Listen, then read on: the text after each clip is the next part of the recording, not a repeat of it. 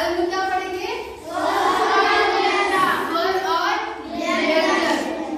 स्वर को इंग्लिश में क्या कहते हैं? वोवेल।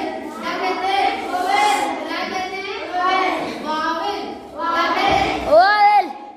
वावेल। और व्यंजन को क्या कहते हैं? कॉन्सोनेंट। तो स्वर और व्यंजन पढ़ने से पहले हम जानेंगे कि इंग्लिश के अल्फाबेट्स की संख्या कितनी होती है। कितनी होती है? 36। कौन